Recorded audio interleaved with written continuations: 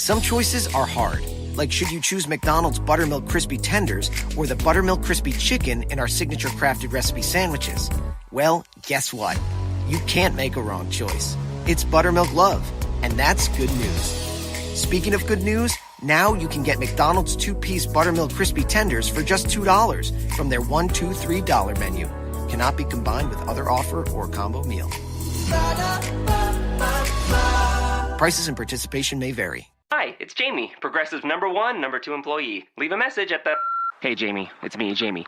This is your daily pep talk. I know it's been rough going ever since people found out about your a cappella group, Mad Harmony, but you will bounce back. I mean, you're the guy always helping people find coverage options with the Name Your Price tool. It should be you giving me the pep talk. Now get out there, hit that high note, and take Mad Harmony all the way to nationals this year! Sorry, it's pitchy. Progressive Casualty Insurance Company and Affiliates. Price and coverage match limited by state law. We can whatever about this. Hello, everybody. You're listening to the Supernatural Substation on the United Public Radio Network out of New Orleans, Louisiana. I'm Eileen Postanio, your host, and snickering in the background already is Miss Bernadine LeBlanc, my esteemed co-host. Hello. Hello. Got some feathers ruffled tonight. Well, all kind of feathers ruffled. And then Joe's getting us all lit up talking about all kind of other stuff. You know, what can I say? What can I say? You know? Yes. So, listeners and friends, and he's playing with Skype in the background, but the subject tonight is paranormal disunity. And I guess everybody's wondering how we got to that. Well, maybe not. I mean, anybody who's in the paranormal community is saying, oh, yes, finally, you know. But somebody's going to talk. Yeah. Well, somebody's going to talk. And believe me, when she gets started, you know, she's kind of like, you don't want to be on the receiving end of you, as well as Paula Westbrook is joining us. And she's the founder of SPARS Paranormal. And for the past several years, we've been joining her at the Gulf Coast Paracon. And for the past several years, at least the last 3, maybe 4, it's been hosted at Beauvoir, the last home of Jefferson Davis. Yes, that Jefferson Davis on the coast in Biloxi. And in the year preceding each convention, Paula and the team actually do Ghosts of Beauvoir. And it was a once-a-month investigation in which you interacted, you investigated, and over the year they got a pretty good rapport with the spirits there. They've made a lot of advances in their research, et cetera, which he can tell you about. And they not only put money in Beauvoir's pocket, but they also raised a little bit to make the convention better. Well, as it happens, somebody came in, somebody being a team, which I'll let her name, and if she doesn't, I will later, came in and just swooped that right out from underneath her. There was a change, I think, in directorship over there. That was the first and the initial problem. And then the first thing that anybody heard was they just didn't want to have, investigations over there. And then the next thing you knew, somebody connected to some other team became a tour guide. I mean, if any of these facts are wrong, then Paula can come in and talk to me about it, or correct me. But and then all of a sudden, swoop. There's another team doing it.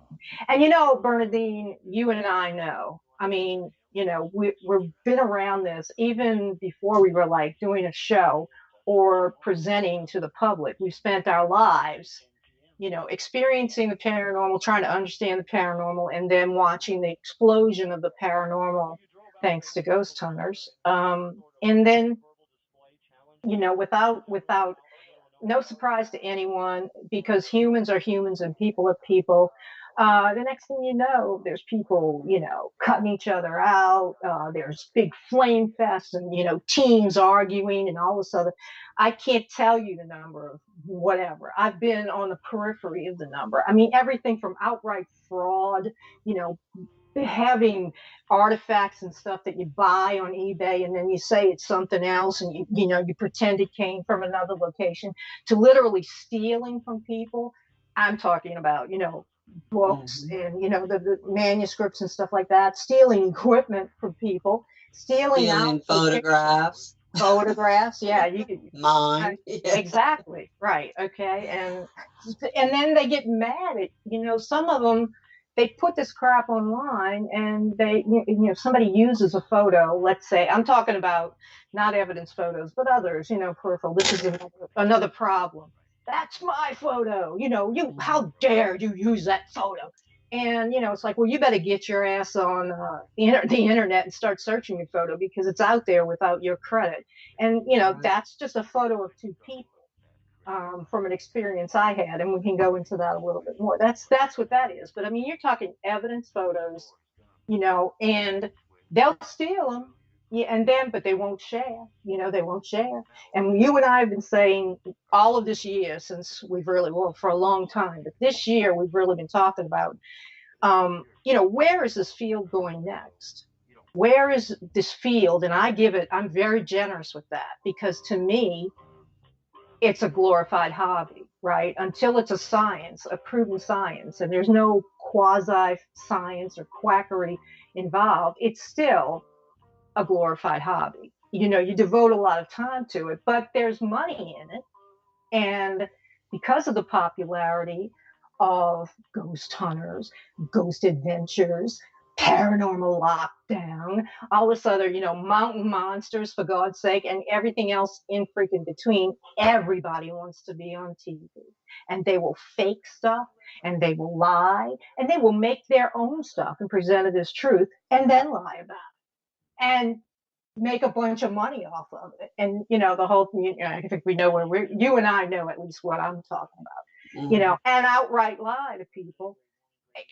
It's like, I don't know, does this happen? I guess this happens in any kind of a field of study. No, because there's a little bit more respect. But I guess any sort of popular field of interest, this happens in, where you have these not quite, they're not teaching at Harvard University about a subject, which, who cares now, because that's a bunch of idiots over there. But they don't have this, the scholarly back, but they're wanting to put themselves out there as experts, et cetera, and all of this other stuff, when they're not. And I mean, I'm going to let you talk, I mean, right now, because I know you and I have watched it from the sidelines and been involved in it too. Yeah, I mean, we've been filmed for quite a few shows, and I can tell you right now, and I can tell upcoming paranormal investigators, there is no money in it. No. And if they film you for 3 days, it will be 30 seconds. Okay. Right. They will cut most of it out. I lucked out. I lucked out with the History Channel episode where they kind of spread me out over it. It was one day of an interview, but they kind of spread me out over it in each of the, the 15-minute segments of the show. I was lucky that, but you and I did the ghost hunters thing with, that's a thing in and of itself. We've talked about it before, and we've alluded to it before, but my daughter was home on leave from the Navy, and she had to cut short something we were doing to come over there and film for 30 seconds. And then they didn't use any of it. And then they didn't use any of the interview, except for, like, they might've used 30 seconds of me in the beginning, and then 15 seconds of each of you, just to set it up. And the whole thing. We didn't even get to go inside of the place we actually investigated. We were on the street. They filmed us on the street as witnesses. Come on now. And I gave them. We were the first ones to do the investigation at the place. Is why they came down there. So we were under the impression, we were gonna get to, film with them, maybe go on their investigation, or even just be interviewed by them, and I gave them the evidence to go with the story, because we did the investigation already, and they didn't use anything. They just went their own way. I mean, I didn't get to meet them. I drove 3 hours. Yeah. I remember you saying to me that, you kind of said on the side, well, no wonder they don't work with any other teams, right? Right. And I'll tell you why they don't work with any other teams. And we're talking about the Ghost Hunters episode, in which they called it French Quarter Massacre. Okay. And it was about the upstairs lounge fire, which happened. You've heard us talk about it time and again in June of 1973, at a gay bar that was above the Gemini Lounge. That's the corner of Iberville and Chartres. I think it's Iberville and Chartres. Yeah. There was a huge fire. 28 people died there. 4 others died outside at outside locations. Only one woman died. It was the mother of the one of the gay guys. So they had to pick up her son, actually. And it was terrible because it was one of the last buildings in the French Quarter that still had wood enclosures. They had metal bars on the window. In other words, you can look it up. You can, and my stories are out there. The Ghost Hunters episode is out there for you to look at, whatever. It was a terrible crime. Ghost Hunters comes in and says they solved it. They did not solve it. They used the first floated solution to the crime was that the police, the NOPD, in talking to people in the community, that they found out that some guy had been sitting in the Walgreens diner about a block away on Royal Street, or 2 blocks, and said that he had set the fire and he killed all those fags. Well, they went into the upstairs lounge, and I told them it was going to be hot in July or June, whenever it was that they came down in New Orleans. But they go up there and, they think they're talking, they say that they're talking to the guys in there, and they say that, the guy that admitted to it is already dead, and they got in touch with him. Okay. So they're saying that guy admitted it. He did it. They proved it. And case closed. Well, bullshit. Because if you talk to some of the old people, older members of the gay community, they will tell you that they have a totally different take. And some of them know, and some of them, out of respect, don't talk publicly about it. But the feedback that we got was that that's not, that was never a viable lead. He was just saying that just to be saying something, which is, he was a drunk and some guy. So they say they solved it. They didn't. But I'll tell you how we got that. I know you remember, and you'll recall when I say I saw the episode. What was it called? The U.S. Mint. That's what they did. And they did a little side thing. Actually, the whole haunting was based around David Mumford and Mrs. Mumford, his mother. Now, I wrote a story and published it on the web at the same time I published the upstairs lounge fire story. So I knew they were looking on my site, okay, because there's not a lot of mention prior to that of David Mumford, who was a Confederate Army, I think. He was a Confederate soldier who, when Benjamin Butler, Spoon's Butler, came and took over with the Union and took over the port of New Orleans, he didn't like it, so he climbed up to the top of the flagpole, which is in front of the U.S. Mint, and tore down the U.S. flag and put the rebel flag back up. He was later hung, and his mother would come every day while he was in prison, and she would come and mourn after he was killed. And I wrote that little story. It was less than a page, maybe. And I found out that they were poking around on that story, and they put that one up there. And when I was told by someone at periphery to it that they were sniffing around the upstairs, I was like, oh, hell no, because you can do the upstairs any number of ways. But if they were going to sensationalize, the burning deaths of 28 people in New Orleans, and they were going to make it, some kind of one of their usual, we're the pros and it's just going to show us, if they're going to really make a hayride out of it, it was like, no, they're not, because that's my story. They can go find out, but they can't use that one. Because I've been plagiarized. I had a whole book of stories plagiarized, settled it with the publishing company too. So I said, look, I know you're sniffing around. So if you want the facts and you want to do it right and you want to use anything that I've written, you're going to have to, have us on the show, and we're going to tell you the story. We're going to tell you about the investigation, because I've talked about that too, right, Bernadine? The EVPs, and you've heard, you've had EVPs. I was never. So I don't know. I guess I was shaken. I knew that. I've heard EVPs, okay, and I've been peripheral to you guys doing them and all.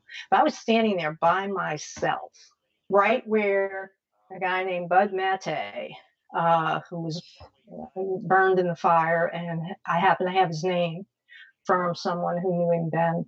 Right where he died, where the piano was that they found his body under. And I told him, what did he say? I said, I promise you that we will make this known, that we will get it to the right people, and everybody will know. What did he say? Promise me.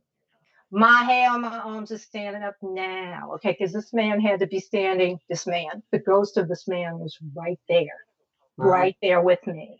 Okay, that's a visceral experience. And ghost hunters, excuse me, I'm sorry, but ghost hunters, sci-fi's, Pilgrim production can't come in there and recreate something like that, or they call it bullshit like they do most of what everybody says they experience. I mean, if you notice on the show, people say, well, I've experienced this, and they come in and they disprove or debunk all that crap, and then they make up other stuff, you know? Well, if they don't get the evidence themselves, they're not going to use it. But I mean, why did they ask for my evidence to begin with if they knew they weren't going to use it? And that's an important point. If they don't get your evidence, if you give them evidence, you're proving to them that in your considered opinion, okay, of 30 years of doing this, that this is the experience. Even without your opinion, here's the nuts and bolts of the experience. Well, they're going to throw that aside. They just want to know that somebody got something there. They're going to go in and they're going to get their own stuff. And if they don't get their own stuff, they're going to say it's not haunted, which they didn't, right? And we'll get into that. You know, basically, let's get down to it. How can you find bodies that are buried, like, you know, a mile up Canal Street on the other side of the lake, where you find the only whatever cemetery that'll let you film, you know, is where nobody's buried. We pointed them to it. We even sent them to the funeral home, right? It's all illusion. It's TV. And guess what? Jason Hawes was taking home upwards of $60,000+ an episode at that point in his career. And just let that sink in. That's a weekly episode for how many weeks? Like 6 weeks the show is on TV, right? He can do anything he wants with his life now. Okay, it doesn't matter what his opera of work is, his collection of whatever. He did what he was asked to do, you know, for a TV show. And everybody wants to be that.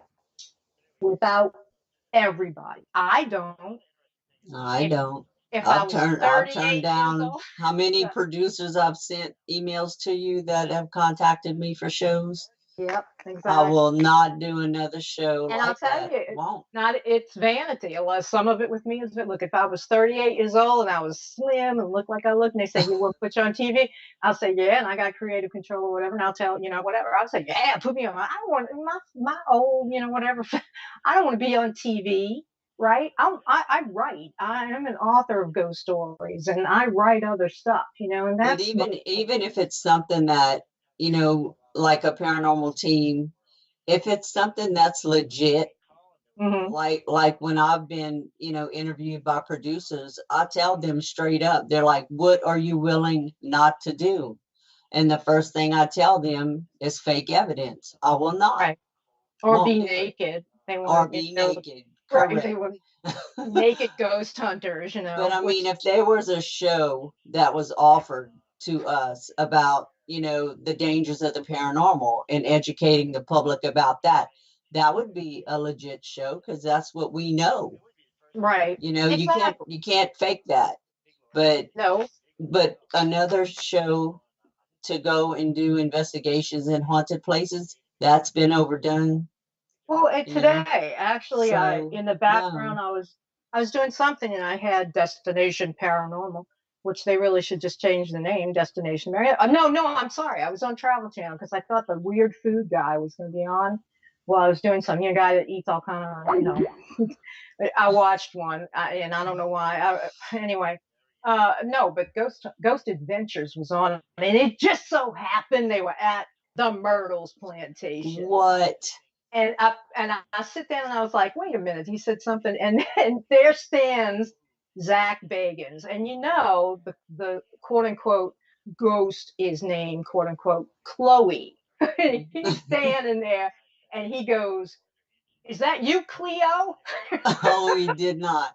He did. I rolled it back to make sure. I was like, what did he just say? And I was like, I was waiting to hear, Dan Cole, they never lie. Miss Cleo, you know. Miss Cleo. Touch with over there, Miss Cleo or Chloe. Well, let me put it this way. Miss Cleo exists, okay? I guess Chloe, he didn't do his research before he got there. Chloe doesn't and never did, okay? And they can come, anybody, look, and that's what we're going to get in. I mean, Francis Kermeen wrote a book and basically, alluded to it. Troy Taylor is the one you really got to hand it to.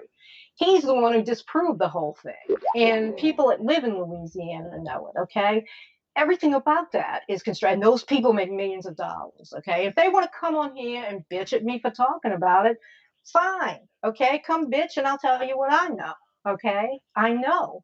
Yes, it's haunted, but that whole bunch of, he's sitting on there's a, Zach Bagans' next scene after a commercial. He's sitting on the steps, allegedly where the man died, on the steps inside at the 17th step. He's sitting on the steps. And he's like, is this where the man died? No, Zach. He died on the steps outside, okay? He didn't even get in house. That's the truth. The guest is in the queue. Paula is in the queue. Everybody, we have Paula Westbrook, as we said at the top of the show, top of the bitch fest. She's the founder of SPARS Paranormal. And I basically set it up, Paula, already what had happened. But you can come on in and tell us exactly how it went down with Beauvoir and how come you're not going to be involved in conventions and whatever. So come on in, Paula, and talk about it. Hey, Paula. Hey, y'all. How y'all doing? Good. Fine. Oh, well. We're free and easy over here. I hear y'all. Y'all getting all this nasty weather I'm getting? No. I know y'all aren't too far from me. It passed through here earlier today. It did. But it was no big deal. The dog just won't go outside.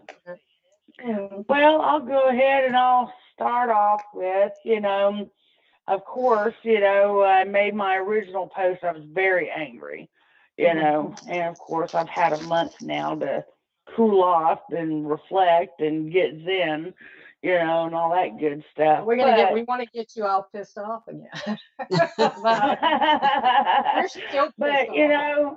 I mean, there's still part of me that there's still a part of me that's just like, whatever. I mean, but I'm going to tell everybody how this all came about. For years and years, teams have been trying to get into Beauvoir, and Beauvoir had turned them down, forever. And then a local team down on the coast, they were allowed to go in and investigate and stuff. I won't mention their name, but, they did a series of investigations. They were on the news and all that. Well, they weren't allowed to come back after they were caught basically faking evidence over there. No. Yeah. And, it was, a lot. Beauvoir themselves asked them, don't come back, because, even, the team admitted they had faked evidence. Well, after that kind of blew over, we show up and we're looking for a place to have the Gulf Coast Paracon, a new venue, because we'd been in Greenville, we'd been in Vicksburg, years before. And we felt like, it was a lot easier for our members to do something down the Gulf Coast. So we go into Beauvoir. I didn't think, I figured we'd get the door slammed in our face. Well, they actually were excited when we got there. And anyway, I told them, I wanted to do the Gulf Coast Paracon there. And they were like, when, and so we set a date on that immediately that day. And then we started talking about, we could do monthly ghost hunts here and raise money for y'all. And plus it'll help me and it'll help y'all. My money that I was raising, all went into the Gulf Coast Paracon. And the money they were raising, of course, we were helping them raise money for preservation and restoration of the property. It was slow that first year, and then it started catching on. And then last year, it just kind of blew up. Every month was sold out. We were making some serious chatter on that. And last year, last year at the Gulf Coast Paracon was actually the first year we saw a profit and didn't have to go into our pocket to make our donation. See, that's another thing. We'd have the Gulf Coast Paracon, and at the end of the weekend, we'd make a donation to Beauvoir once again. So we're splitting everything 50-50 every month that we're having the ghost hunts. And then at the Gulf Coast Paracon, we're splitting our profit with them for a donation. Well, the last few years, we'd given them $1,000, $1,500, something like that. And we kind of took a loss because, we came back one year with $600. We came back one year with $700. Well, that's not a lot of seed money. Okay, so we gave them more money than we kept. All right, and like I said, we did this for 3 years with them. Last year, we started making money. And they got a new director up there. His name's Dr. Payne. Well, Dr. Payne didn't like us anyway. He didn't like the whole idea of ghost hunts and the paranormal and all that. He just didn't think it was dignified, and it was against his religious beliefs. And, he basically wanted us out the door. And then they were like, well, they bring in a lot of money. And of course, we had gotten in good, with a lot of people on the board of directors. Well, November, let me back up. August came around, and he told Keita, she was a director of, she held the events. She was the event coordinator. He told her, after, this year, there'll be no more Meet the Spirits. That's the monthly ghost hunt. And then she said, well, we got to deal with them for one more month because they got the Gulf Coast Paracon. He was trying to break the contract and trying to cancel our Paracon right up until the week before the Paracon. Fine and upstanding of him. Mm-hmm. Yeah. Well, we had a contract, and it was pretty binding, and he had to uphold the contract. Well, it pissed him off because he accused me and his event coordinator of forging this contract and post-dating it. Like we had just wrote it up, the week before the Paracon and, backdated it a year, which was not the truth at all. Well, of course not, because at the end of each one, you've got to make sure you're going to have another one next year, right? Mm-hmm. So. Exactly. We signed a contract right after the last one last year because we had to have our dates locked in because they do events there all the time. Well, November comes around and the board meets, and the board decides they want the ghost hunting back. We had donated over $11,000 to Beauvoir in the 3 years we were there. And they were like, that's a significant amount of money to lose. And, they're only making more money.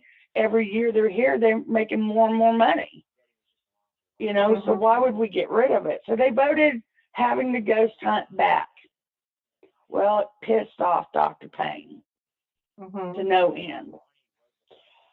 So he says, okay, they can come back, but they got to have $1 million policy. Yeah, a binder or a bond, insurance bond. A bond, exactly. Which we would have been the only event at Beauvoir that would be required to have that. Well, let me tell you something. This is what it all goes down to. It comes down to about money. Of course. No. Beauvoir, we had a dozen come in last July. She just so happened to be part of Shadows Paranormal, Tat's family member in Mississippi. Okay. And she was after them, and she kept working on them about getting shadows to come in, and they kept telling her no. Well, I guess she built her a relationship with Dr. Payne and whoever else was involved over, the next 6 months. So she steps up and she says, well, for some reason, well, let me put it this way. For some reason, Beauvoir kicks us to the curb and brings in Shadows Paranormal to handle the monthly ghost hunts that we started, that we organized, and the following that we built. Well, I can guarantee you one thing, Shadows isn't making a dime because Beauvoir's making 100% now, which I don't blame them. If I can make 100% of something, I'd do it. But the thing about it is, they did not have the right. I mean, this is something we started. This was our plan. This was how we showed them how to do this. We organized it right down to the letter. All right. Don't you think it would have been nice for them to come to us and just been honest and said, we want to keep all the money, but we want to give your team the opportunity to volunteer your time to continue it. Right. No, they didn't do that. In fact, they went behind our backs. They brought in Shadows Paranormal, and now Shadows Paranormal is picking up where we left off. How did I hear about this? I saw it on Facebook. Nobody called me. Of course. Yeah. Nobody called me. Nobody said anything to me. I didn't get an email. The only thing I got was a call back in November with Keitsa Stevens all excited, telling me the great news that the board had voted us back. But I had to hold off on the dates, advertising, because Mr. Payne, Dr. Payne, had not seen the minutes as of yet where we were voted back. Well, something happened between the time he saw those minutes and the day I saw that post on Facebook. We got screwed. It's basically what happened. Yeah, that's Dr. Payne in the ass. Mm-hmm. Well, yeah. He's just an ass.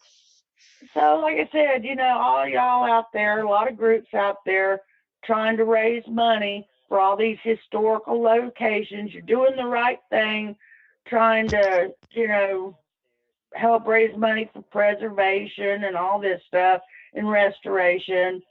Well, don't get too good at it, because what happens is they get greedy and they want it all. But they don't have the moral compass or the professionalism to come to you and just be honest and say, we want to keep all the money. And we think we can do this ourselves now, but we appreciate your help and da-da-da. Would you like to still donate your time? They're not going to do that. They're going to screw you just like Beauvoir did. Well, okay. When it comes down to money, people you trust, teams you trust, people you trust, it changes when it comes to money, y'all. Not all. I wouldn't say all people. Well, this is the second time I've had this done. Well, I don't think you would do it to anybody, so no, I myself personally, yes. I myself personally wouldn't do it to somebody, because I've had it done twice. Mm-hmm. I've had it done to me twice now by 2 historic properties. Well, they smell money. Okay, that's it. They smell money. They want to organize it. They want to make sure that they can get the most money possible. And it's not all altruistic. In other words, it's not all because they're so devoted to the memory of Jefferson Davis, or they're so devoted to the property, whatever the property may be. None of that.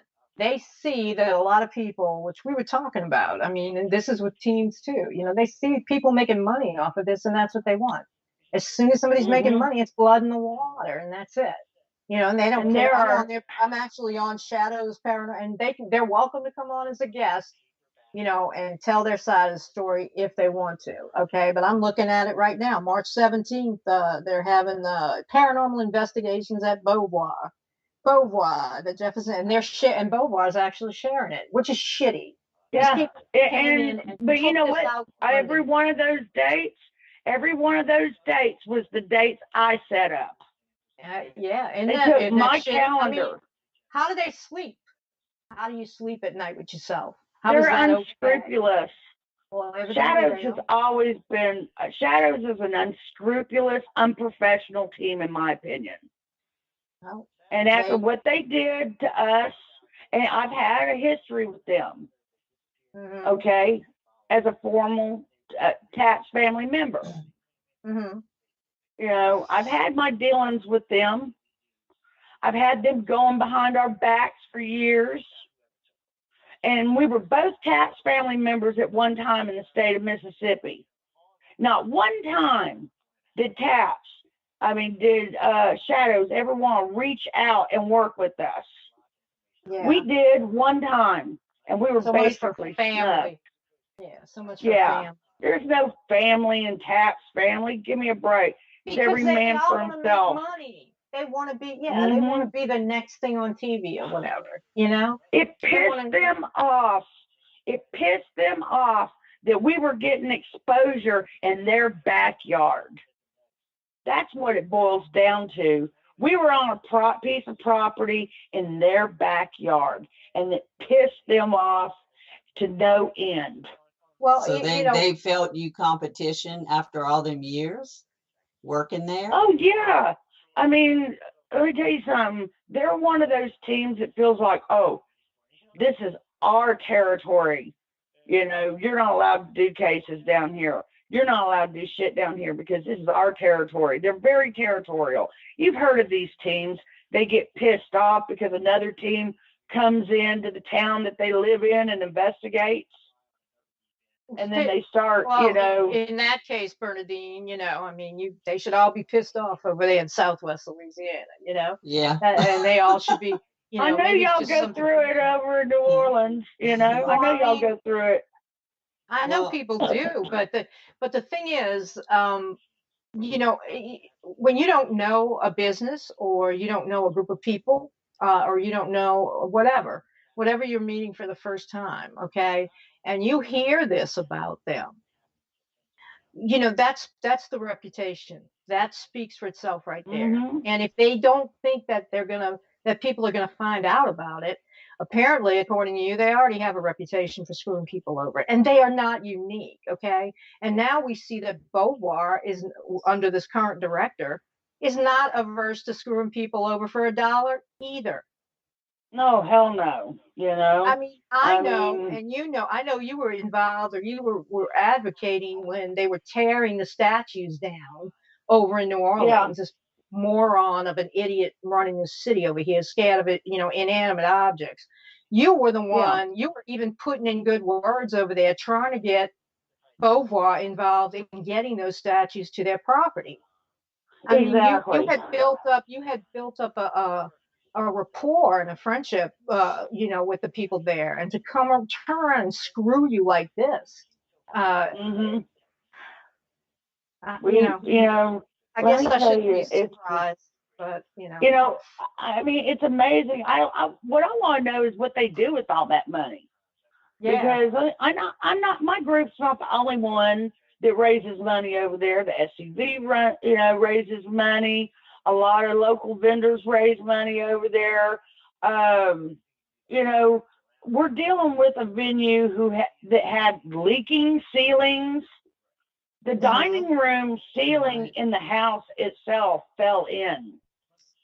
And now I hear recently the ceiling in Margaret's room has caved in. They can't even take anybody in there now. Where's the money going? I mean, I know Where's the money going? When you first had it there, to be honest, and I've lived here all my life, I was surprised the place was even operational post Katrina. I don't spend as much time I hadn't spent as much time on the coast as previously. You know, when I was married to my ex lives over there now, but you know, I didn't even know it was still operative after Katrina. Totally forgot about it until you said, "Hey, it was under a different director, of course. Maybe they should stop changing directors." Yeah, and it was under a different director, and that place was leveled.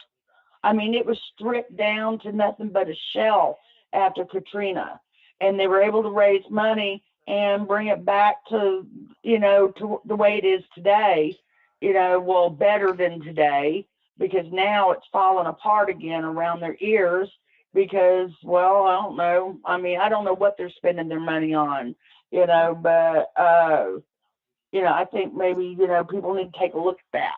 But, you know, the SCV has been very big supporters of us. Now, who is that? Spell it out. Who is that? Sons of the Confederate Veterans. Oh, okay. Okay. And technically, they own Beauvoir. All right. Technically, okay. Now, of course, they have a board of directors that makes all the decisions and all that. You know, they don't make the decisions for Beauvoir, but according, you know, to Jefferson Davis's daughter, Winnie, when she passed away, she left the property to her mother, and then after her mother passed away, there was a provision in the will that upon her death, that the property and the house would be left to the Sons of the Confederate Veterans, all right, and a shrine to her father. And that's who has owned it for all these years. But I mean, they've even put the SCV off in the back pasture to do their fall muster. They're not even allowed up around the house or the museum or anything like that. You know, they put them back off on the back 40 where they couldn't bother nobody or get in the way. Okay. And they've done away with the Highland Gang. Yeah, well, they were politically correct and not on view to everybody because they're hypocrites. That's probably. I mean, and they did away with the Highland Gangs. Well, that would have been would have been a big source of income. It was a big source of income. It was a big donator, you know. But you know, some of the lawn got tore up, you know, which I can't totally defend Highland Gangs, you know, because they didn't keep an eye on some of their people, but it gave them the excuse to put them out. Yeah. You know, so, I mean, but our team, we never had an accident in the 3 years we were there. We never broke anything. Nobody ever got hurt. And this is the way it's done, you know. And like I said, this isn't the first time this has happened to me. Yeah. You know, when I was over in South Carolina, you know, working in South Carolina and North Carolina, you know, we had a place called Kerner's Folly. Curtis Corner. And it's another old historic location, another beautiful old home. And we worked, you know, with them, you know, and we were going to start doing fundraisers. We come up there the weekend for planning and to do an investigation. And lo and behold, there was another team in there. And we were informed that they had handed it over to them. That's crazy. Get contracts, people. That's when I learned the value of contracts after that episode. And I thought I did everything right with Beauvoir. I had contracts and it covered me for the last 3 years. But when that last contract ran out, it was done. You know, an unscrupulous team was able to step in and work off the backs of my team members, you know, and try to claim credit, you know, for being the team at Beauvoir, you know. Well, we all know that's not true. And you have a large following, you know, so there's a lot of people, if they try to put on a convention, that they will not be able to get. Well, you know, I know who else is a following of you guys, and that's all of the spirits of Beauvoir. Right. Do you think that they didn't get to know you over 3 years? Do you think they're really going to be happy, you know, with what went down? They're fully aware of what went down. because Yeah, they are really knew us there. by name. Your work has proved that they're there, that, that is what's going on there. So now these new interlopers come in and, I don't know, Dean, if I was a dead person, I would say, I'd be rubbing my hands together saying, that's it. Yeah. Well, I don't know what kind of investigators these people are. I've never investigated with them, so I don't know what kind of investigators they are. But if their professional, their professionalism is any indication of what kind of investigators they are, the spirits of Beauvoir are not going to be happy. And yeah, I mean, like anybody, they'd be saying, who the hell is this now? Who are these people? I mean, they used to call us by name.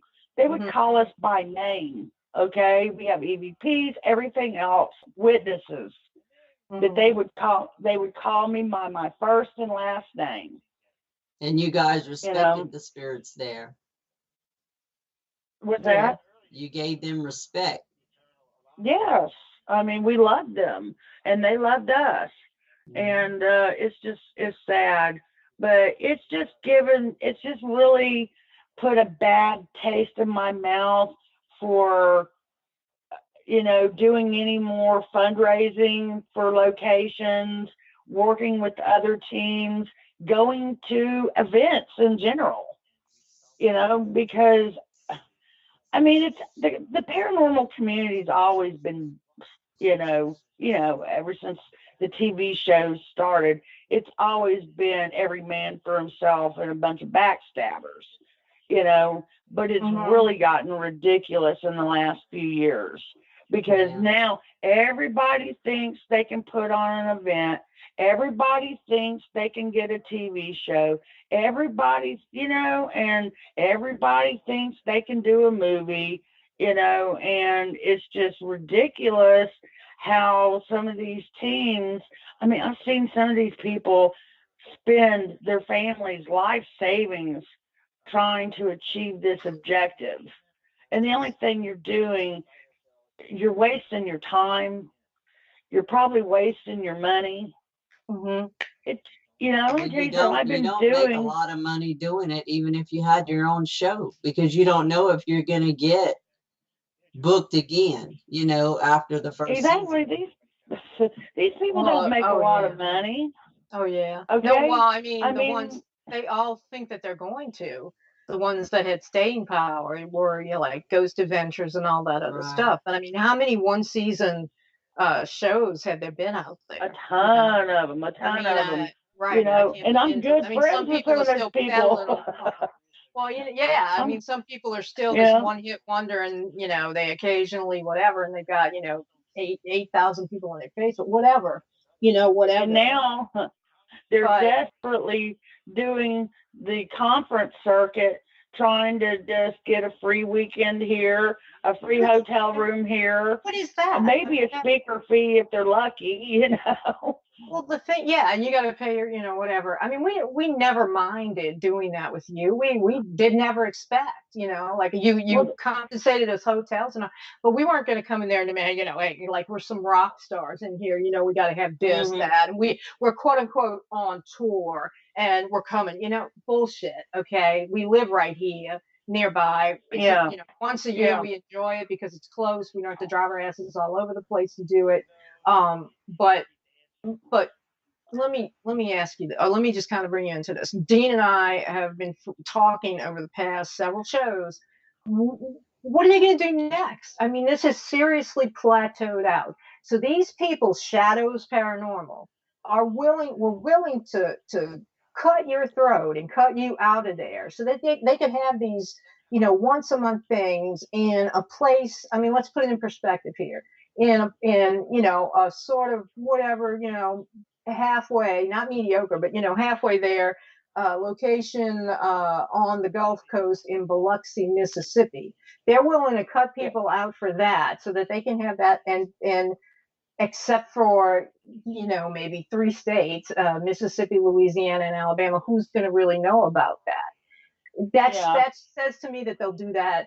I mean, to do it for something that's not like, hey, we're going to give you, Eastern State Penitentiary exclusively. and they'd be cutting each other's throats. It's not that caliber of a location. But if they're willing to screw people over and climb over other people for something this small, I mean, granted, it's something that you built up. It's something that you grew. I mean, you tended it. You planted the seed there, and they just came in and took your harvest basically, right? When it started to show. Right. Would you want them investigating the location? I wouldn't want those people anywhere around. What else? Hell no. Let me tell you something. This happens all over the place. Well, I know that. It happens all over Louisiana. It happens all over Mississippi. Teams cutting each other's throats to get into the locations. Because there's too many. So where do we go from here, right? I mean, none of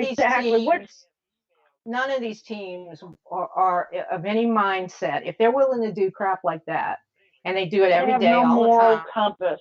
Well, right. They would never. I mean, Dean and I have been talking about it. We talked about it with Lloyd Auerbach, and we talked about it with other people. It's like the next step, unless there's some sort of a next step where people begin to allow evidence to, people get a conclave or a group of people that they agree are, legitimate and have put their time in, and not just like, Lorraine Warren, who did a lot, or I'm talking about people that, in different areas of the field of paranormal research, and let them be neutral and look at everybody's evidence and, advance this into a real field. Then what the hell was all of this for? There's nowhere else to go. Okay. There really isn't. I mean, we don't need another bunch of people sitting in the dark looking like owls. Oh, what's that noise? Oh, I heard it. And then you go to commercial. We don't need any more of that, right? And don't show your evidence to people on social media. All right. These people are not qualified. Most of these people are not qualified. And, most of these people are nothing but haters.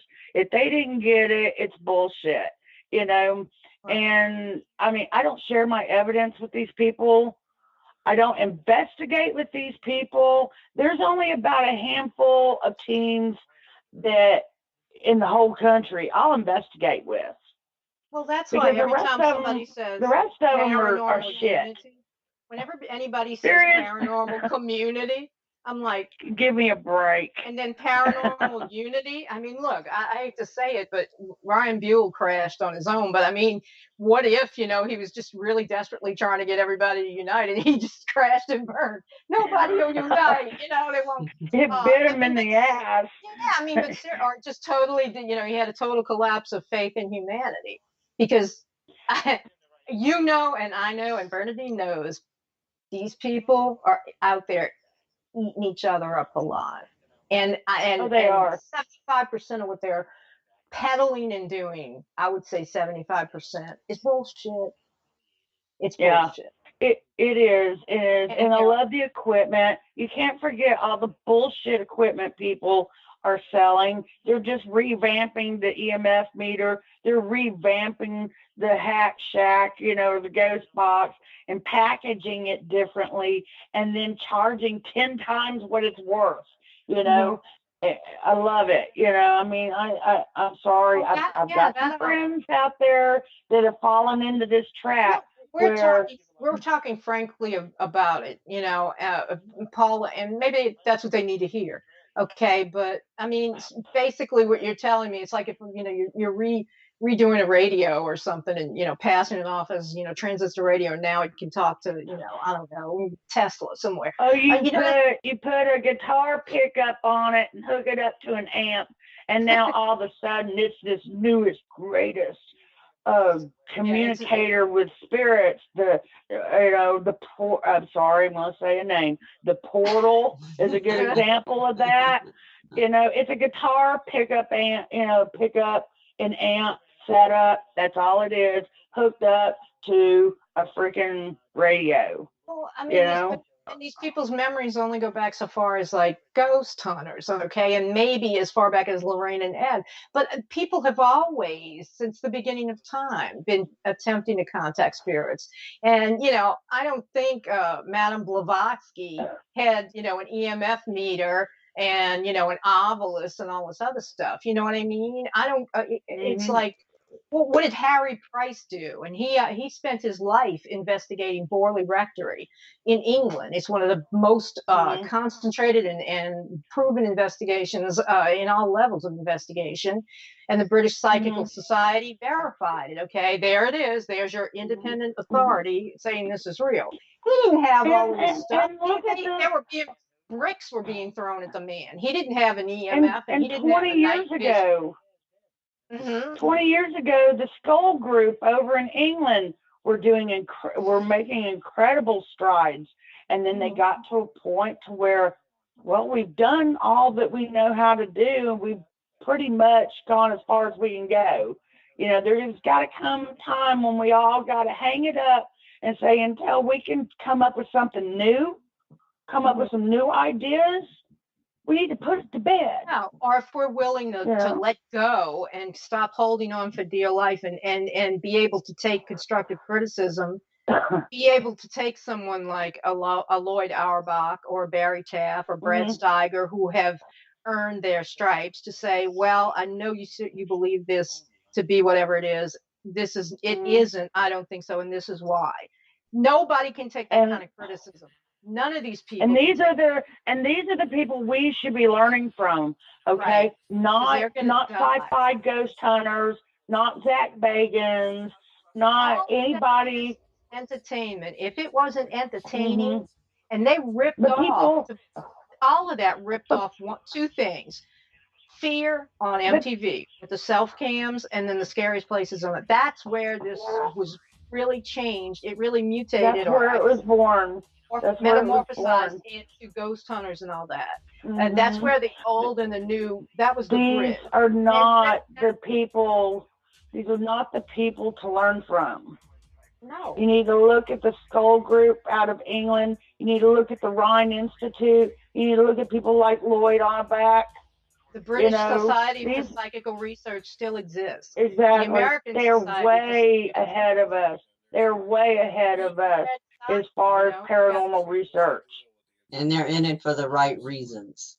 But the thing is, Paula, too, that was paranormal research. That was, you know, everything. I'm talking the entity, the parapsychology department over at UCLA, and the entity study over years until the woman died.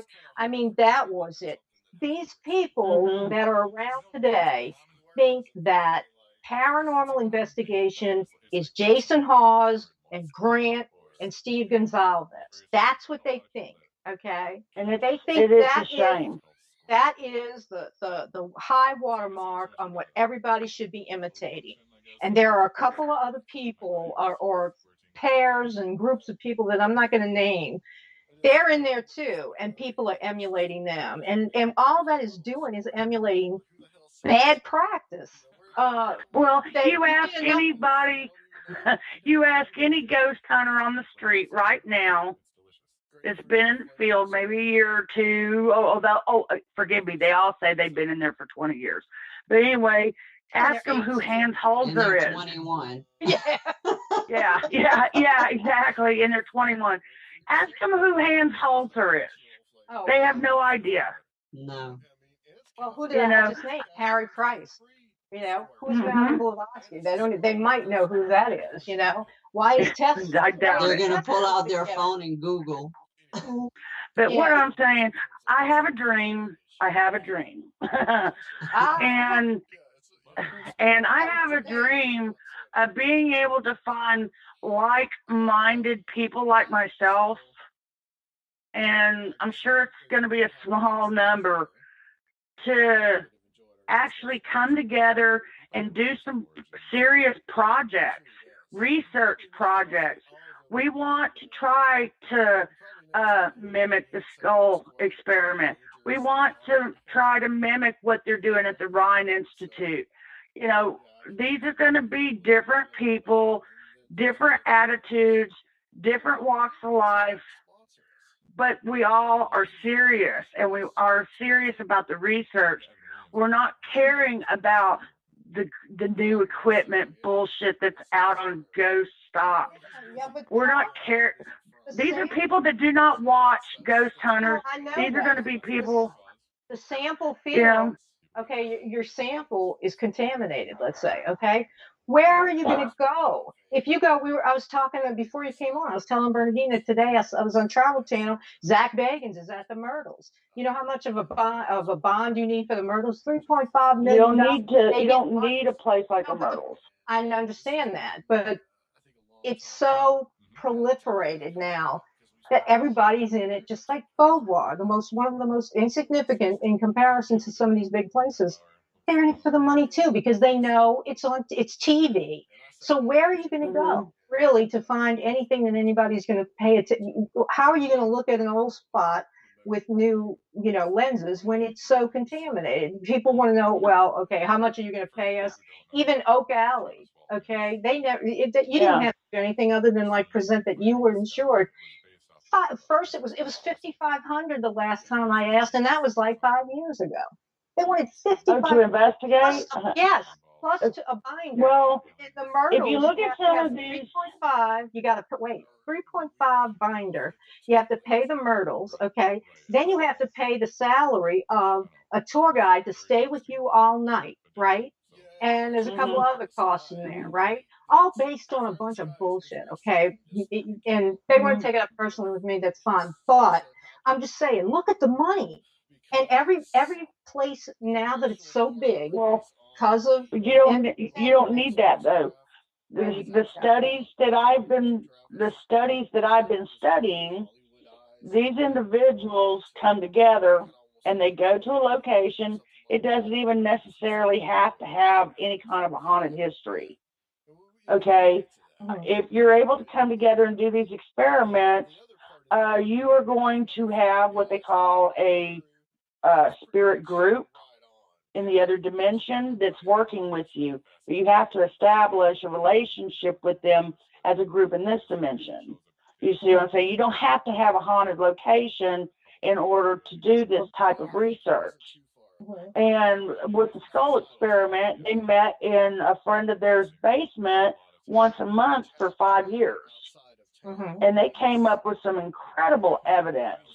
And, they said the first few times nothing happened, but they kept on and they kept on, and they finally made contact with entities, spirits, whatever you want to call them, on the other side. On the other side, they formed a group that would work with this skull group. Okay? All right, but Dean, are you thinking what I'm thinking right now? I'm thinking, yeah, okay. I'm not saying, no, this is totally off that. I'm talking about how dangerous that actually is. That's very dangerous. It's supernaturally dangerous because you're trying to establish a connection. You don't know who that is, really, unless there's a control. You have no clue who that is. But anytime we go into even a haunted location, we don't know who we're dealing with. It's true. Not really. You've established at Beauvoir who and what you think it is, but you never know. That's what Dean and I say. You never know. They lie. Spirits lie. They do lie. And if you're going to do this, you're going to have that risk.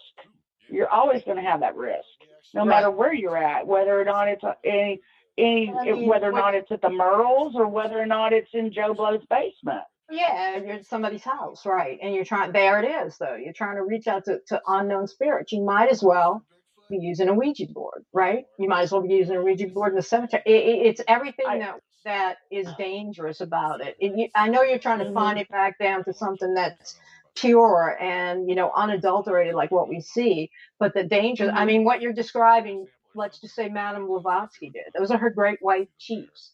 Those are the, the white council of the earth and all. And a lot of that was bullshit. And she was lied to. And it turned out to be really bad entities. But we want to involve people in the field of science. We want to involve people that claim to have gifts. We want to involve paranormal investigators, serious ones, not the ones that you meet every day. But I mean, this is going to be somewhat controlled. Anytime you're dealing with the paranormal or the supernatural, it's never a controlled environment. But as far as like on our part goes, a controlled environment. And like I said, Ouija boards. you know, to me, a Ouija board is a piece of plastic on a piece of cardboard. You can have the same effect without it. You can achieve the same things with a group of people, you know, and using their energy. I mean, that's what a seance is. Yeah. And the band that's my guard dog is on cue. that's my guard dog. No. But you know, it's basically seance, you know, that sort of thing, you know. But with this, you know, like I said, I want to bring in different perspectives.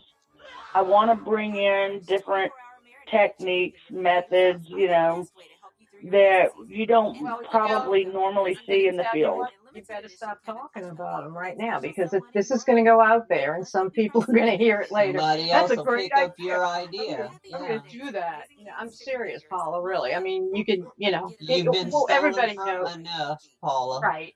So, I mean, don't, you know, they can, I still think that there's a lot of, in spite of all the bullshit, there's a lot of what is passing as evidence that is bogus and wrong, in other words. Like, and I mean, well-meaning. Somebody will say, I really believe this is this. And, you know, two other people say, yeah, we think. They have to be able to come to a consensus on what. First, you've got to prove what's what. You've got to prove that is. And everybody has to agree on, you know, if, I don't know, you know, if XYZ happens, then, you know, theoretically, or not even practically speaking, we've proved it. You know, we proved the axiom that it's ZYA or ZYX. Okay, there has to be some. I mean, that's in science too. I don't, you know, I'm not a mathematician and a scientist, but you have to establish protocols, and the problem with this, because of this para entertainment bullshit, there are never going to be pristine protocols enough to have it as acceptable to science, whether you're trying to make it a science or, you know, verified science. You will never be, it will never be taken seriously, because there will always be that group of people or that mindset of, well, look at those assholes, you know. Right. You know what I mean? Well, I mean, it's going to be just for your own personal satisfaction. That's another thing. But once you start floating that out into, you come to the same impasse. You say, you and 10 other people who are very serious and whatever say this, but then you're going to believe that until you die, and then it's going to pass on to you. I mean, if people are not in this to make money, to get popular, to make faux documentaries and all this other bullshit, then what are they in it? Okay, Matt, you still there? Okay. Well, you have to do it for your own self-knowledge and your own peace of mind. I mean, you're not going to make money at this. I mean, it's on its way out. And those of us that were investigating before Ghost Hunters will still be investigating afterwards. It will be available on YouTube and Facebook. I don't, you know, and that's the whole thing about it. I mean, we need to start talking to people that can give it credibility, like physicists. All the answers to the paranormal lie within physics, quantum physics. But anyway, we're back. And once we can have a better understanding of quantum physics, you know, it's always going to be paranormal. I don't think paranormal is paranormal. I met you in person a few times. I think it's quantum physics that we don't understand. I just happened to hear you talking paranormal, on the radio basically. Coast to Coast it's like I say, you know, I said it before. 2007, Paranormal all these is other defined, strictly speaking, as something outside normal. And that happens. It just means it's something you don't understand. Well, yeah, but paranormal, strictly speaking, is just something that is, you know, outside of the normal. There's preternatural, supernatural. Paranormal things happen that are not supernatural every minute of every day, all over the earth, right? All over the universe, that are just not, you know. You're right, though, that badges or anything. You're right that science and physics is going to be.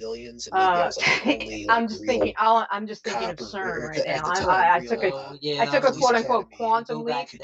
All of this is going to be ash, okay? Because the problem that we're going to have now is that science is involved. And I'm talking, it is a science that comes from the science of occultism. And everything that we are bitching about now will be nothing, because they are going to prove to us when they open that thing, and we're going to have a problem on our hands, okay? Then all of the occultists, those of us who have been saying, this is why you shouldn't be doing this shit, and this is why, because those watchtowers are going to come down, because they're very real. We're going to have Armageddon. We're going to have the apocalypse. That's what those idiots, those physicists, who are also occultists, are doing over there. They're writing code. They're writing binary code that was set down in the 1500s by the Enochian. They are doing what the angels instructed. Okay, there are things in motion that it doesn't matter if you and 10 friends and you enjoy this food. Everybody is about to be involved in, I don't know if it's going to be right in our lifetimes, but my child and my grandchildren are going to be dealing with the end of time, the end of days, because they are. I already feel like we are. I mean, haven't you noticed? We're close. Haven't you noticed there's more? We're going through a new age of enlightenment right now, and that's what I call all of this, a new age of enlightenment. But you know, the people that want to be enlightened, the majority of them are being enlightened by the wrong people. They really, if you're serious about being a researcher, you do need to study, you know, the old school investigators. You need to understand science and how it works. You know, most of the theories that we have in paranormal investigation really need to be chunked. You know, a lot of them do, you know, and just totally scratched. You need to, like you said, understand, you know, the occult part of it. You need to understand the science part of it. There's a lot to it. Mm-hmm. Well, and then, you know, occultism is science in a lot of ways. It's very exact. It's very fine down, and you never feel. You need to know your theology. Even look, theology, biblical I mean, there's validity in everything that has come to us. Okay, and none of these people that are on the Discovery Destination America, or screwing you over on the coast in Biloxi are going to freaking matter. Okay, we are going to be told. We're going to see it. We won't need proof. I mean, this is my new fear. This is where it's all leading to. While they're calling themselves scientists. They want to call this quasi, you know, backroom, whatever, entertainment science. But these guys have been busy for years. Okay. Every single one of the scientists, the physicists, that are working on the CERN collider, okay, are occultists. Shiva, the destroyer, Shiva, the dancing Shiva, is what they put is the statue that is at the gateway to the CERN building. Okay, D-Wave, the guy that has figured out the binary code for the universe, the D-Wave computer, quantum computer, is already talking to dark matter entities in other parallel universes. Okay, you're going to show up with your, you know, I'm not you, but I'm saying these idiots are going to show up with their little cameras and their ovuluses and all this other stuff. Their minds will implode. Okay, and people like me who are going to be over here saying, "I told you so." Okay, this is what what the Egyptians were trying to do. This is what Crowley was trying to do. This is what Parsons did. We are. You know, you don't have to look far for the proof of it. So why would people want to be sideshow charlatans like this? And exactly, and it's not that a lot of these people are bad people. I think some of them are actually in it. You know, some people are in it for the right reasons. The majority are not. But their only problem is they're ignorant. Yeah. It's just, it boils down to ignorance. And, you know, you go back to the thing with Beauvoir. Let me tell you something. I was mad about it for about 10 minutes. And I'm like you. Mad for a while. It's like in the grand scheme of things, who gives a shit? Right. You know, in the grand. There'll be enough to investigate if you're a dedicated parapsychologist. paranormalist or whatever you become or whatever your goal is to, there will be enough phenomena for everybody. Okay, like there'll be Oh enough. yeah. No competition.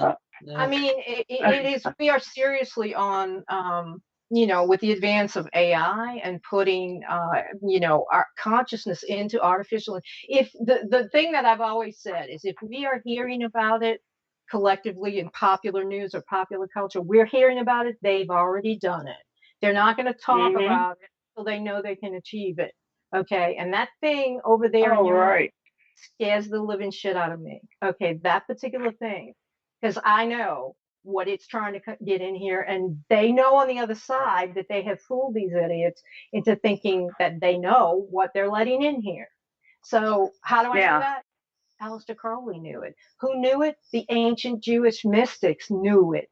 Okay, but you ask this to somebody in Shadows Paranormal on the Gulf Coast, okay? And yeah, I'm calling them out, okay? If you're willing to screw a woman over like this in a team and a group of people, then come on and talk about it with me. Come on and tell me what you really should be scared of. Come on and let us tell you what you really. As a matter of fact, I hope those spirits either shut up or kick you in your asses. That's what I hope. Because that right there, that's a shitty thing to do. That's a shitty thing to do in the paranormal world and in the real world. And that's the kind of person you don't want to know in your life. Because if they're willing to screw you over for bullshit, what will they do if it's something important? You know what I mean? Absolutely. These are teams that you can't trust. And, well, you can't trust the majority of the teams out there anyway. I mean, like I said, I mean, it's ridiculous. The whole attitude of the paranormal community. It's like high school. It's ridiculous. That's why I sit in the back row and I observe. I don't get into the paradrama. I do not. And I do get along with quite a few people. Yeah, I do help. There is unity. You can't say there's none, because I know there is. Not a lot of it. I don't know if it's unity.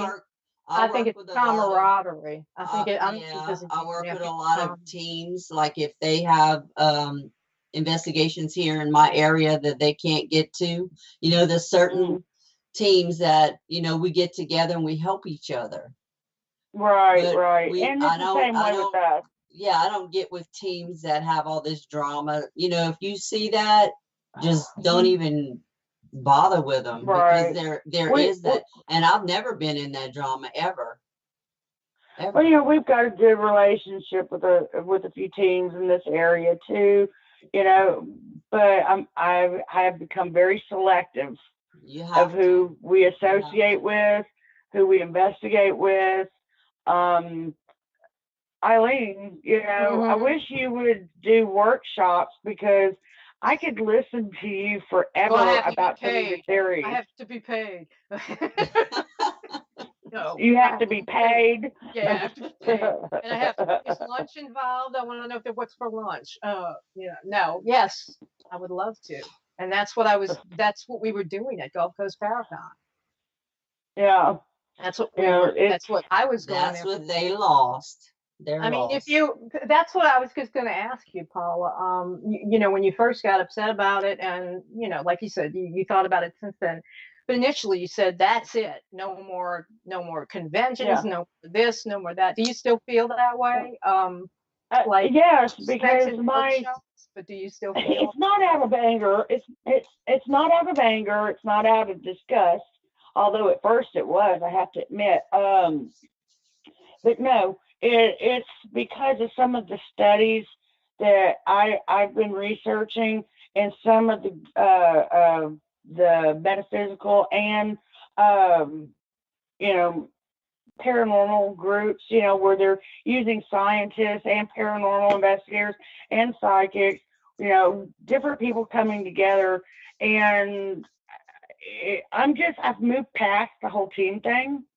I mean, yes, my team's still together. We're still helping clients, that sort of thing, but I've kind of moved past that whole,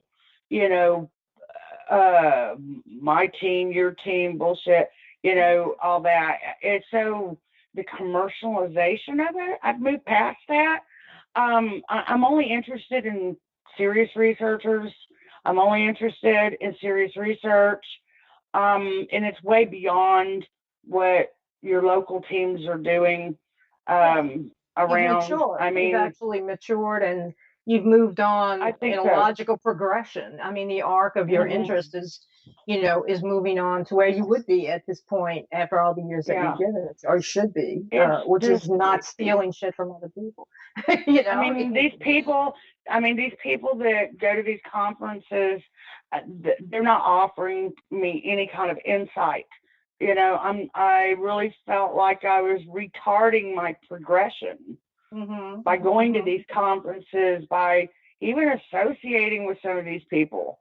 And I'm not trying to sound like a snob. I'm just saying, it's like you said, if you're serious about this field, you're going to naturally progress and you're going to move past all that, and what is exciting to some, been there, done that, got the t-shirt, it's time to learn something new. It's time to experience something new. Be in it for the right reasons. And if you're helping people and you're not hurting anyone, good. That's good. That's all I if care you're about. Learning something and you're learning, you're satisfying your own curiosity. And that's the whole thing. I really felt like I wasn't learning anything from these people, and that are out there in the paranormal community. I'm not learning any more from y'all. It's time for me to learn, and it's time for me to learn past what y'all are doing, and helping clients. I'm here to help them, but my main focus right now is learning more. And I'll never stop helping clients. Yeah. Well, I mean, neither will, none of us will, but it's, you're at the same point, you're following a logical progression, because we've mentioned people like Auerbach and Taft and Steiger and even the Warrens and, the Holzer, okay? They started somewhere to become, the, I guess, icons or voices that they are. Let's just say voices that they have. They, they've started somewhere, and they were like that. They did the team thing, or they were all into the investigations that last years and everything. And now they are, they're enduring as that first wave of, I guess, I don't know, elders or whatever you want to call it. And now it's a second wave. And I can guarantee you that it's not going to be Jason Hawes. It's not going to be Zach Bagans, who's already, opened the museum in Las Vegas. Okay, it's going to be people you've never even heard of. Well, it's going to be people who were not on TV unless they were guests every now and then. Okay, people who were not, feathering their nest by being on every, whatever, being on top of every paranormal trend, and styling themselves as whatever the hell they, rock stars and all this other bullshit. They're not going to be there, okay, because they are not contributing enduring and valid information that will endure over the test of time. Okay, they are not. Even if people don't like the Warrens, okay, they you have two different camps of opinion. They contributed, and you cannot deny that they did. Right, their inspiration has produced. Well, I think they went as far as they could at the time. And they went pretty damn far. James Wan is going to have, movies coming out, the yin yang, okay? But what did they put into the field? They put someone like a Ralph Sarchi out there and a Joe Mendoza. Yeah. They put those people out there, okay? And now he is. I mean, the cream rises to the top, and the rest of the milk is spoiled. That's basically what it is. And if they're going to be always infighting and throat cutting and, stabbing in the back and all this other stuff and stealing from other people, you get your reward. I mean, you get what you give, and that's what's going to be your reward. Nobody's going to remember your name. There's a gypsy curse, right? Exactly. That's right. Nobody forgot, and that's what's going to happen. The best. All of your names are forgotten. Some of the best mortality, in my opinion, is writing it. Writing that book. That book isn't going anywhere. It's going to be around after you're gone, but your insights and stuff, it's important to get those down. And some of us are too lazy to do that. and where others are not, and that's great. But like I said, I think there just comes a point in time where you kind of move past all that. And, it's really weird. I turned 50 this year. And, I mean, it's weird. Something happens. Something happens. I mean, at some point in time, you kind of find a peace. You know what I mean? I guess it's kind of like at 50, you start thinking about your mortality. And you ask yourself, what have you done? There's a lot left to do. And how will you be? And where are you going? Are you going to waste the rest of your life doing the same bullshit you've been doing for the last 20 years? No. Right. It's time to move on, and it's time to go beyond it. What if you get to that point where you say, 50 is kind of that point where you look, you say, what have I done? What have I done? Yeah. Why did I do X, Y, Z? It's an assessment, of yourself. And once you reach 50 and past that, between 50 and 60, you've earned enough to be an authority. I mean, I know what I know, and Dean knows what she knows, and you know what you know, and we'll talk about it. And if people don't want to listen, that's fine. Okay. I don't care. I know what I know, and I know it's been proven. Because for me, I'm in the camp that's been proven it since primordial times. It's like we're at a point. We're at a point we don't have to prove ourselves, right? Exactly. Anymore. And we know what we know. We don't have to prove ourselves to the younger generation, the younger ghost hunters and stuff. It doesn't matter what they think or how they feel. All right. We still have our journey that we need to progress in. And our progression is not going to be the same as someone that's 20 years younger or even 10 years younger. I mean, it's different. And that's the whole thing, but don't get stuck, like I feel like a lot of people do. They get stuck and they live in that trap forever. And, and of course, I'm never mentioning names, but there's a lot of investigators out there that have been doing this a long time, and they're talking the same crap they did 10 years ago. Right. They haven't learned anything. Right. And they haven't moved the marker at all. I mean, if you move the marker in your life, and you even if you anonymously help people, I mean, you move the marker, okay? You won't be you will not be forgotten by somebody that you helped or, that you rose above. I mean, if you were, I guess, with all of this happening, if you were 30 or 25 and you'd be fighting out on Facebook and everything, but instead you took the high road and talking about it on a radio show that'll be out there in archives forever. Well, I mean, it's not that we're talking about it. It's that they did something for us to talk about, and it just so happens that they did it at a time when this is a perfect example of how useless this crap all is. Where are they going? Where are we going with that? Where are you guys going with groups and fighting and with, you're going to be sitting like, and Bobo was a mixed blessing. Bobo was a mixed blessing for me. Listen, I mean, I was tired. Yeah, you were working on conferences. And I mean, I was tired. For not making a profit too. Okay. Yeah. And I mean, like, you're old enough now to say, okay, hey, you idiots want to come in and steal this from me. You stole something really good. You're doing all of this. You're getting nothing, right? Everything. Exactly. They're benefiting from it. If they want to kick your asses out to the curb, well, guess what? You did all of that for nothing. But until you learn the value of your time, they probably think they swiped something good. They're like, yeah, we got it now. Yeah, we're coming in here and we're not getting any money. All of the money we're earning is going to Beauvoir, and they can kick us out at any time. And we screwed over another paranormal team to do it. Yeah. Yeah. I hope they're proud. Admitting that, I mean, it doesn't matter because people like that, they don't learn. They have no scruples, and they have no conscience. Everybody learns. Everybody. We might not, I mean, everybody individually learns, and that's why I say a lot of what we see in the so-called field, it's like, how do these people sleep with themselves at night?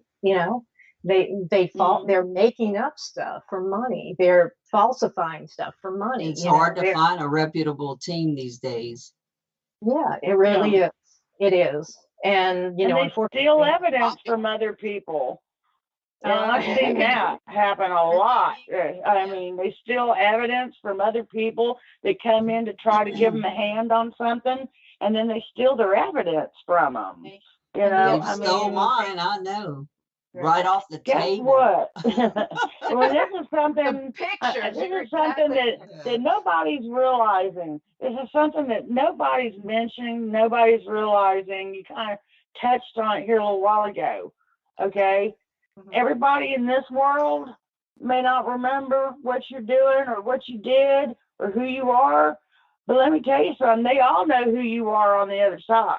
Correct. And that's forever. And that's forever. Right. We have pull on the other side. I make sure that. Yeah, we're like in The Princess and the Frog, where the guy says he's got friends on the other side. The other side came together, whatever. No, but you're right. Well, at the end of the day, you have to be able to live with yourself, and you have to be able to, I mean, I write. I know what I know about all of this, and I write, ghost stories, and I write nonfiction to help people, but I'm okay with that. Sure, I would like to, I'd like to sell a big book and everybody make a big movie or series on HBO about it. And who knows, maybe that might happen. But if I was trying to do that at 20 years old, I'm 50 plus now. Now they're going to take me a little bit more seriously. And now what my work is better because I've lived that long. Okay. So that these lessons are still in the pike, they're still in the pike for, I'm looking at this asshole in the, are you looking at, you have the room up there? Yeah, I don't know. Anyway, you two go on and talk among yourselves. Yeah. Okay. But no, you know what I mean? It's like, I know, right. And they're not anywhere near that. If they're willing to do that stuff, it's just you become overcome by the depths to which humanity is willing to stoop. It never ceases, even though it's a shit world. You might leave it a little better, even though that it still is surprising that people would be that ridiculous and petty, and some people just like drama. Sin. Well, it's just like, I meet a lot of people, that are new to the field, old to the field and all this. And a lot of these new people, they jump up and down. Oh, I can't wait to go to this event, that event. And I just want to scream to them, you are learning nothing there. Mm-hmm. You are learning nothing. Right. If you stay away from that, you're learning nothing at these paracons. You're learning the equipment. I mean, you're not learning. All right. Take a science class. Take a physics class. Take, take a theology class. Take an occult class on occultism.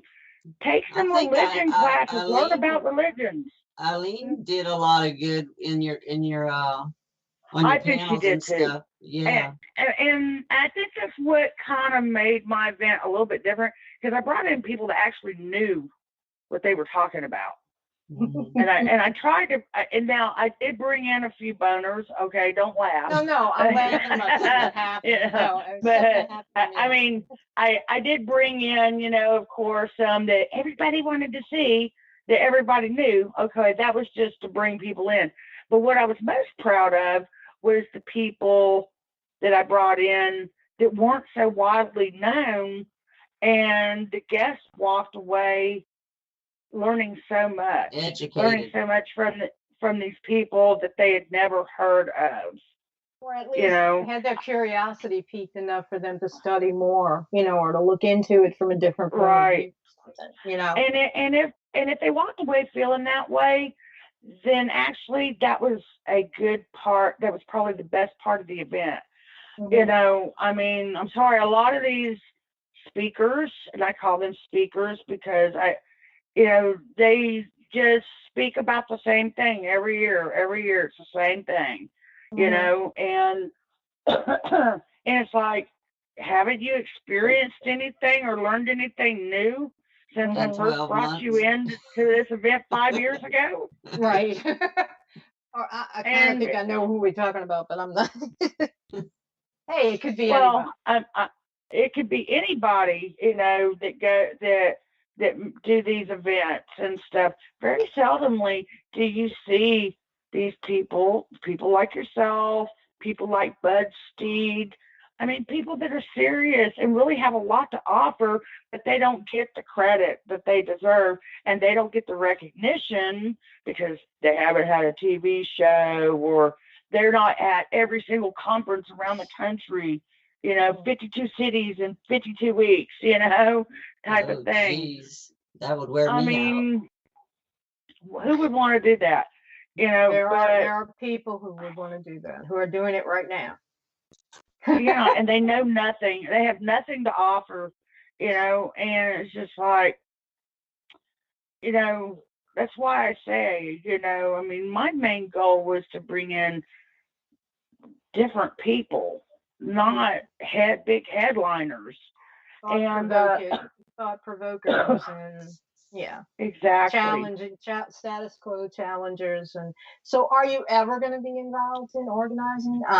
I mean, I know there was something that came up in New Orleans, like they had one convention or something, and you were kind of, somebody said that you were associated with that. But has this whole thing turned you cold on that? I helped last year with Haunted Bourbon. I think they got it. They know what they're doing. They don't need my help. And I mean, I'm not really interested in putting on any more events. I might be interested in doing some workshops. Yeah. Maybe some workshop weekends, for just serious investigators.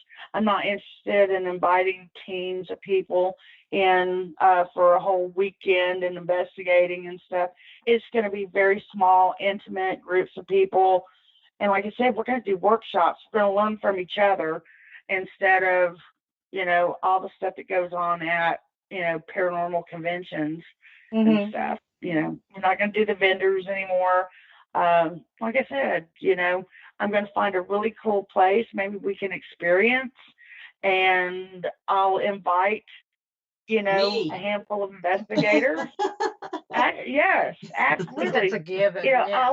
I'll invite individuals to come and experience it, and we're all going to be speakers, and we're all going to be teachers, and we're all going to discuss ideas and concepts with each other.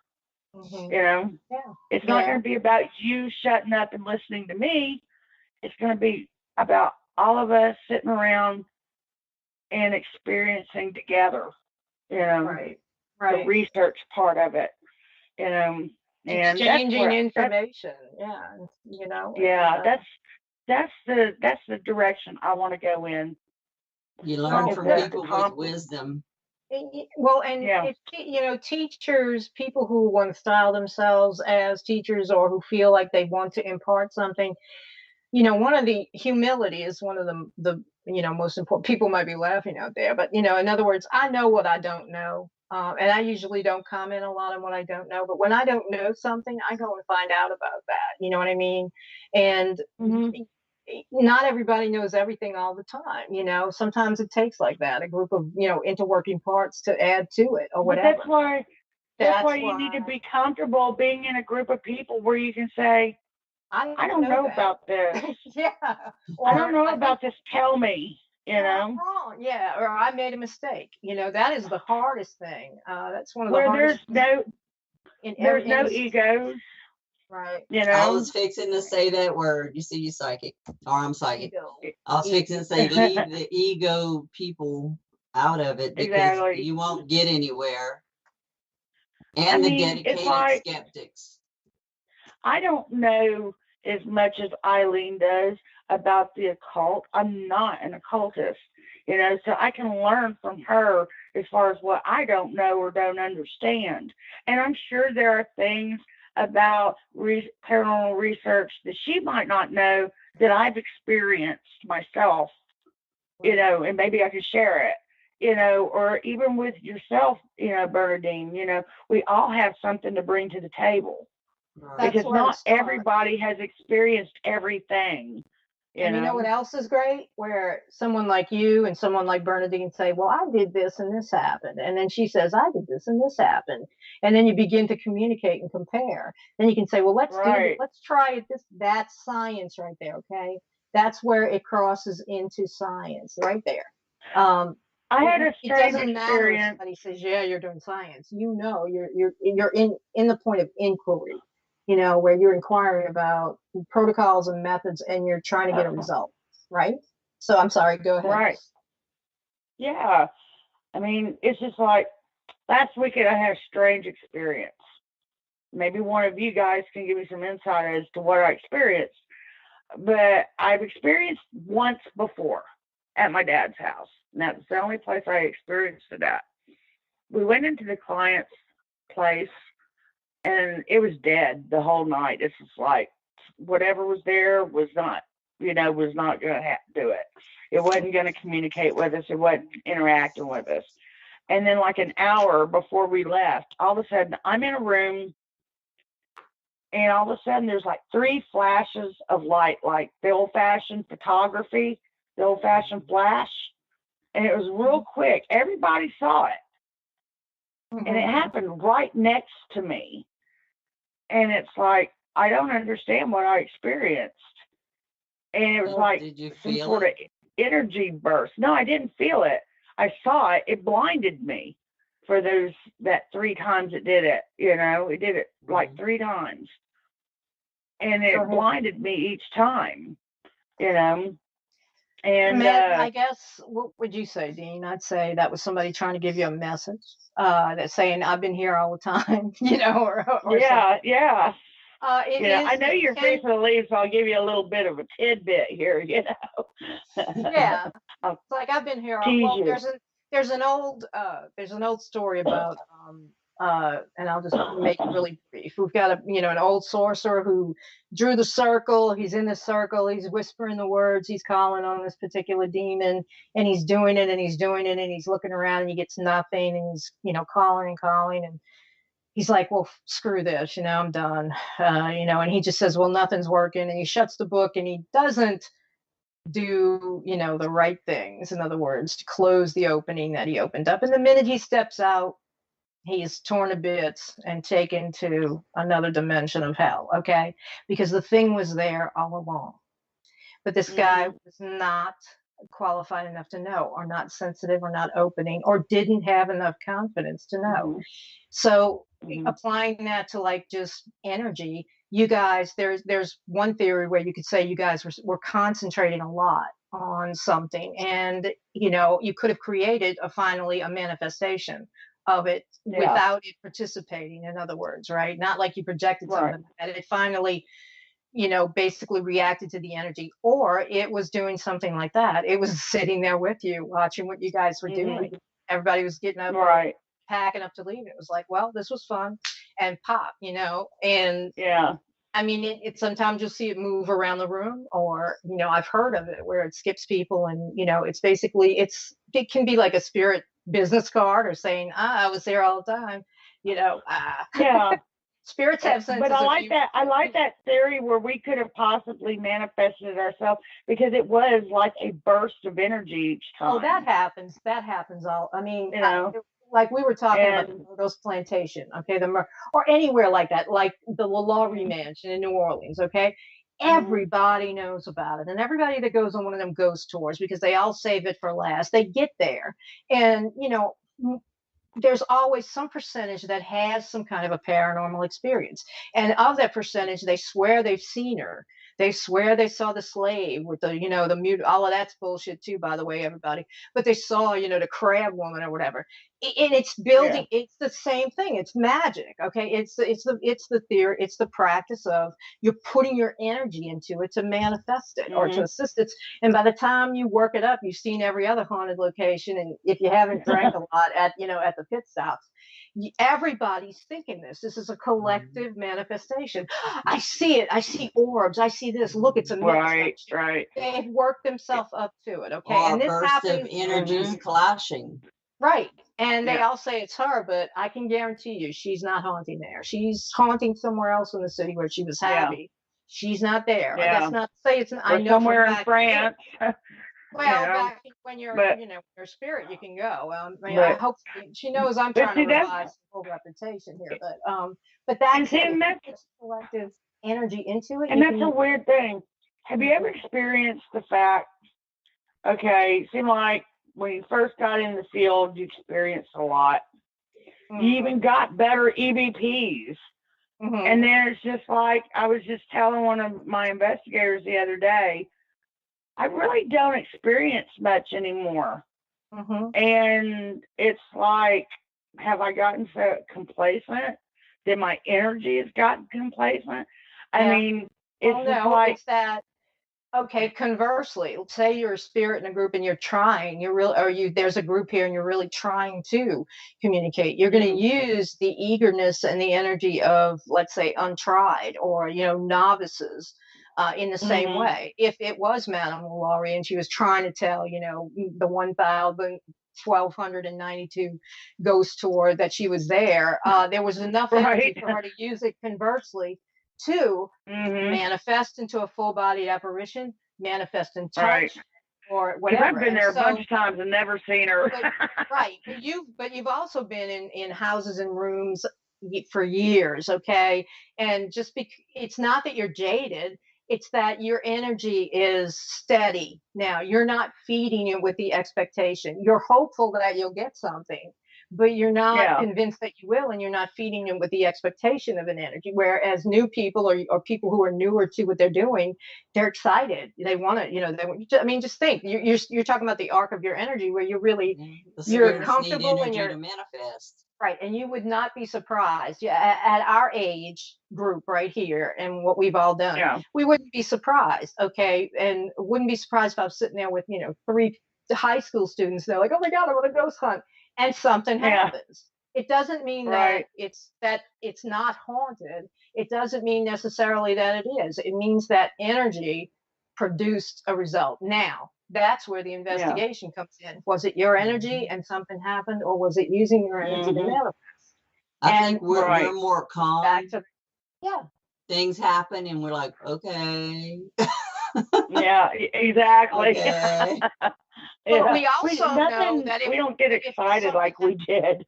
Right. You see, Bernadine's just kind of capsulated. It's like, okay, like in other words, you make a mental note.